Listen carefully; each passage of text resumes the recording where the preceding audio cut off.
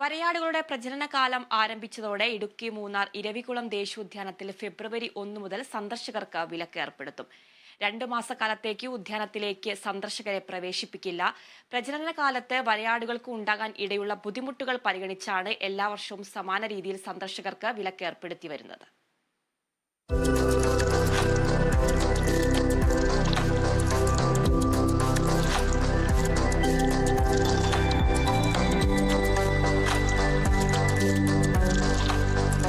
മൂന്നാറിലേക്കെത്തുന്ന സഞ്ചാരികളുടെ ഇഷ്ടകേന്ദ്രമാണ് ഇരവികുളം ദേശീയോദ്യാനം.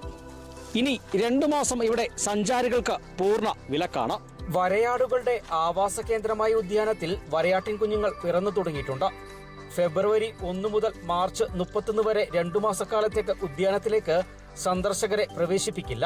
പ്രജനനകാലത്ത് വരയാടുകൾക്കുണ്ടാകാനിടയുള്ള ബുദ്ധിമുട്ടുകൾ പരിഗണിച്ചാണ് എല്ലാ വർഷവും സമാന രീതിയിൽ സന്ദർശകർക്ക് വിലക്കേർപ്പെടുത്തി വരുന്നത്. ഇരവികുളം നാഷണൽ പാർക്കിലെ വരയാടുകളുടെ പ്രജനനകാലമാണ്. ജനുവരി 31 തീയതി നാഷണൽ പാർക്ക് അടയ്ക്കും. ഏപ്രിൽ മാസം 1 തീയതിയാണ് ഇനി റീ ഓപ്പൺ ചെയ്യുക. അതുവരെ സഞ്ചാരികൾക്ക് പൂർണ്ണ നിയന്ത്രണം ഏർപ്പെടുത്തിയിരിക്കുകയാണ്. നമ്മുടെ നാഷണൽ പാർക്കിലെ വരയാടുകളുടെ സംരക്ഷണത്തിനാണ് പ്രഥമ പ്രാധാന്യം നൽകുന്നത്. അതുകൊണ്ട് നാഷണൽ പാർക്കിലേക്കുള്ള എല്ലാവിധ ടൂറിസം ആക്ടിവിറ്റീസും ജനുവരി 31 കൊണ്ട് അവസാനിക്കുകയാണ്.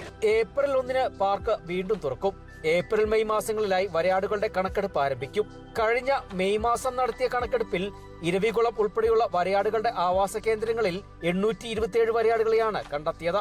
ഇതിൽ 144 എണ്ണം പുതിയ കുഞ്ഞുങ്ങളായിരുന്നു. മൂന്നാറിലേക്ക് എത്തുന്ന സഞ്ചാരികളുടെ ഏറ്റവും ഇഷ്ടവിനോദസഞ്ചാര കേന്ദ്രങ്ങളിൽ ഒന്നാണ് ഇരവികുളം ദേശീയോദ്യാനം. ഇന്ത്യയിലെ ആദ്യ ക്യാഷ്ലെസ് പാർക്ക് കൂടിയാണ് ഇരവികുളം. ശരാശരി 2500 മുകളിൽ ദിവസേന സന്ദർശകർ പാർക്കിലെത്താറുണ്ട്. കഴിഞ്ഞ 10 മാസം കൊണ്ട് 20 കോടി രൂപയാണ് ഇരവികുളം ദേശീയോദ്യാനത്തിലെ വരുമാനം.